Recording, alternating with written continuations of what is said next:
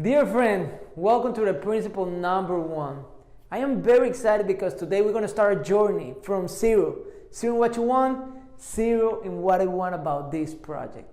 So before I start, I just want to say that everything you see in the board, don't worry about it. Everything's on the PDF that is below this video. So if you want to see the notes and do the exercise, please go ahead. So guys, the first principle that we're going to talk about is the winning from the beginning, the psychology of success. Before we do anything, any strategy, we start work something. If we have the right mindset, we have done 80% of the work. And just keep that in mind, that 80%, and at the end I may explain that better. So winning from the beginning, psychology of success. Okay guys, so we have an idea. We're gonna start from zero, and maybe we have a vision of what we want for our lives, and that vision is right here on top of the mountain. What happens sometimes when you're in the bottom of the mountain, when you have to go through all this? Well, at the beginning you may think, it's too hard. I don't know what to do exactly. What about if I fail and I just lose my time in this? Well, don't worry. This happens to everybody. But we have to see how the top athletes and the top business people prepare. What do they think before they start? So the topic number 1 of this principle is setting yourself up first. We're going to start with the main question of this whole principle. What do you want? Once again, what do you want? Here's the thing. Sometimes we know what we want or we think, but sometimes this is a dream. This has not happened. So we have maybe not a clear vision. But unfortunately, if I ask you what you don't want, maybe you know exactly what you don't want from previous experiences. Like you don't want to work 48 hours a week. You don't want to be trapped in a work that you don't like. You don't want to spend your weekend somewhere that is not with your family. Here's the catch. Here's the problem with knowing what you don't want. That if you put your attention in what you don't want, sometimes the result is that you still get that because your energy is flowing towards that, towards what you don't want. So guys, we have to respond. The question is, what do I want? I'm going to put the example for when I started my Dose membership. What I wanted when I started was to create something where I provide for my family and I live as a full-time DJ, and also to collaborate in people's lives in something good, something for their health. So that was my want. Now, it's not enough when you have just something that you want. You gotta have reasons to back up this, reasons to make it too strong that you will not quit, that you won't just leave your want in there. So I put the example of a table. In the table, the round piece, the top is your want, and each of the legs is a reason why you want this. So going back again to my example, when I say that I want to live as a full-time DJ and provide for my family, one of my reasons, I didn't want to have nobody to be my boss. I didn't want nobody to have the decision when I work and when I win my money. That was not an option. Second reason, I wanted to provide for my family. I wanted that my wife and my kids be out there to enjoy, that we have more trips, more experiences. Third reason, my grandfather passed away, and I promised to him that I was going to be a leader, that I was going to lead by example, same as he did with me. And that was one of my main reasons to start this project, to honor my grandfather. And of course, other of my reasons was to meet more people, to make a huge impact in people's lives, because this is something that I always wanted.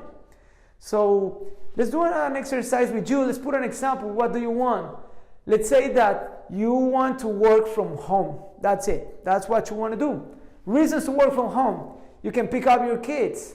You can have more time with your husband.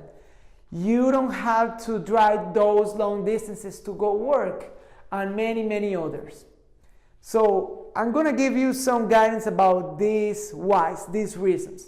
There's two things that move us forward. The desire to get something, or maybe the reason of avoiding something, like something that can be pleasurable to achieve something that can be such a pain that we want to avoid. So those things are valid reasons. Like I say, the pleasure of maybe pleasure of having a lot of success, pleasure of going to those places that you always wanted to see.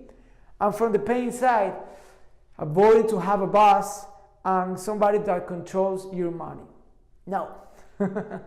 Now, I found another big thing.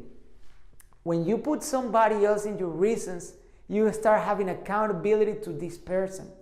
Let's say this. If your goal is to lose weight, and you say, well, I want to lose weight because I want to look pretty. That's great.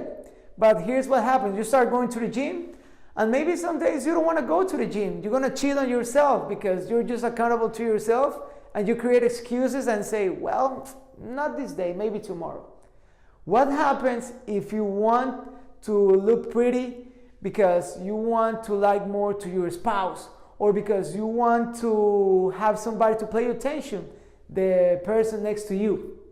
You're gonna go to the gym and you're gonna work with some motivation. You're gonna work because you have a reason, you have somebody that you want to be accountable. So I recommend deeply that in your reasons, put somebody that you appreciate and you think that you're accountable to them. So guys, this was the topic number 1. What do I want and what are my reasons for wanting this? Second thing that we're going to talk, resources. When we're going to climb the mountain, we think about resources. So we start thinking maybe, well, how much money I'm going to need, how much time I have to spend, who do I have to talk to, and this and this and this, like making just a list of things that we need. Yes, that's necessary. But the main thing about resources is first knowing what do you have inside? What are your strengths? What are your strengths? In my case, I find out my resources was that I was creative, that I was flexible, that sometimes when the things didn't went on my way, I found still the way to make them happen in a different ways. That I was a social person, that I like to interact, so getting to know people, their names, their dates, what is important of their lives. I really like doing that. And that I always like to make people feel good. The reason why I was a DJ is because I just love to light up people, to make them feel good. So guys, what is your list? What is your resource? What do you say about yourself? Are you creative? Are you social? Are you daring? Who are you? That's maybe the question. Who are you? What is your resource? Because with that, we can start creating. Topic number 1 is, what do I want? And what are my reasons for this? Topic number 2 is, what are my resources? So when you have these two things, now is the time to dream. Now is the time to do something that is my favorite exercise. We're going to start to vision ourselves in 1 year. Not 2, 3, 4, 5, because maybe a year is more approachable. I did an exercise that I love, that I did at a time when I didn't believe it was going to work, but it did.